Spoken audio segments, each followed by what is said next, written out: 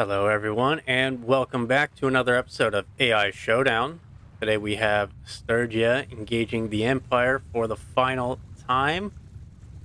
Their first battle together was the very first battle of the series, where Sturgia earned their defeat at the hands of the Empire. We're going to see if they can today redeem themselves, coming all this way in the tournament, carrying out the bottom place.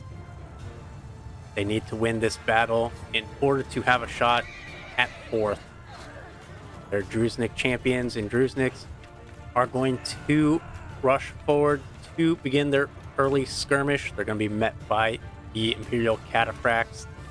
Now, the Druzniks are Sturgia's noble troop line. In vanilla, they were regular cavalry, one of the strongest cavalry units in the game. But for the combat portion of RBM, they were reclassed to a horse archer, so their combat effectiveness, in my opinion, has been greatly reduced, as they are not able to fully support the rest of their army, much like how the Cataphracts are able to, as they charge into infantry. The Sturgian raiders are not a suitable replacement for regular cavalry. They are primarily skirmishers with their javelins. Their charge power is not all that great. On the other hand, the Druzniks, they still, even though they are now ranged archers, they are still very capable in the charge.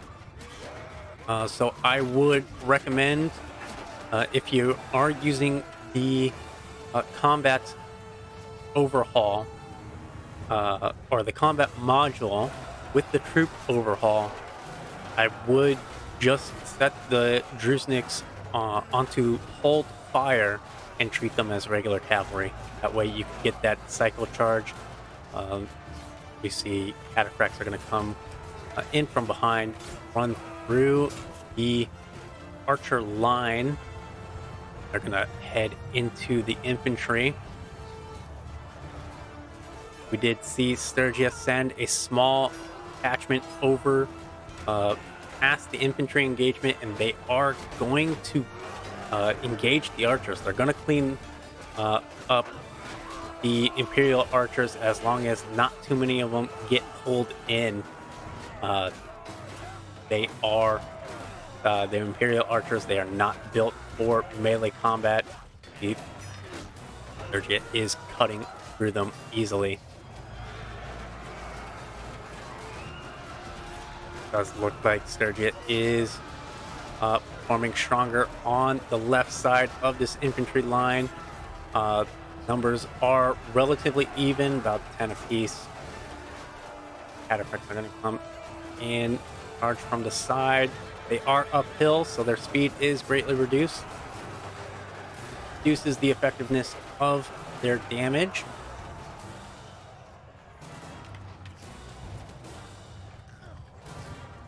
And with the Cataphracts tied up infantry, the archers focusing down. It does look like they cleaned up the infantry over here with that distraction. The Druzniks did take significantly less losses than they normally would. Usually, the opposing archer force does wipe out mounted archers relatively quickly. It does look like they have run out of arrows, and they're going in with their lances. That is what we need to see from Sturgia to get them to support the rest of the army, but it does look like their infantry is getting cleaned up. They're going to retreat, reform their lines. As we could see, relatively close. The Empire is only ahead by about 60, having 60 less death than Sturgia. But their reinforcement line basically spawns right on top of them, so they're going to form faster than Sturgia,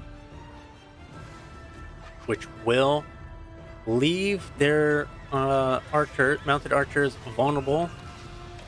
They are going to field the full force of this cataphract flank, as well as the fire from the Imperial Palatine Guard and crossbowmen. Does look like the Empire is going to march forward. They do have the advantage, so they will move to the offense. And one thing I have noticed when cycling through these maps since, I believe, the 1.02 update, or maybe even 1.01 update, is that a lot of the map scenery has changed. They either reworked some maps or added new ones. All of them have been renamed as well. But as I've gone through basically all of the maps throughout this series, this is the first time I'm ever coming across this scenery. You could see a city off in the distance, further off the map. Lake here in the middle. I believe we might be in Britannia territory. I'm not entirely sure myself, but it does liven up the scenery a little bit. Good change of pace from the standard plains and or forested area. This sort of map and others like it do stand out and are more memorable. There have been other maps I've come across that featured deep rivers or tons of bridges with choke points that seem interesting on paper, but as I've played through them, I've tried to play through those maps with the Sturgian Empire map battle that we're watching now, and the AI just can't handle it. Maybe if I was controlling the army directly, I would be able to work around it. But when both AI are in control, the bridges and rivers dividing the map completely destroy their pathing. You see a lot of interesting maneuvers, a lot of unit formations running into their death, running through the enemy, letting them get free hits off. I think while those maps are interesting to look at, they do need a lot of work. We see the engagement between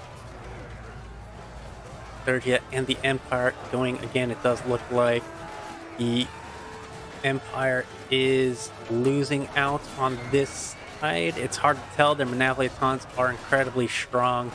That piercing damage, able to get right through Sturgian heavy armor, but it does look like the Sturgians outnumber the Empire on this side, while it does look like the favor is for the Empire over here, and it's hard to tell. Navliatons do outrange the Sturgians, and they similarly also heavy armored, resistant to the axes, but it actually looks like the Empire is breaking over here, so Sturgia did come out on top on both sides. That is a fantastic boon for Sturgia. I need to be careful of the cataphracts though, as they get free shots off, but as Sturgia comes into the Imperial archers, they're going to decimate them. All right, so after almost 4 hours later and not being able to, for whatever reason, finish out the battle between the Empire and Sturgia without the game crashing mid-battle. I always crash around the 10 to 12 minute mark. I am going to just call the battle. What you just watched was the most recent recorded attempt. It was probably recording number 14 or 15 of replaying that same battle just for it to crash. So the results will favor a victory for Sturgia. Sturgia was winning out that balance of power. They did have the upper hand, and I will just call the battle. Does not matter to the Empire at all. Like I said before, they are the champions regardless if they win or lose, but Sturgia will gain a victory today. They had a very solid showing this last battle, even though they are still in 6th place. With 3 wins, 6 losses. They need to beat the Aserai in their next battle. Like always, I want to thank you all for watching, even though this battle was incredibly scuffed. Consider subscribing if you haven't already, and I will see you in the next battle.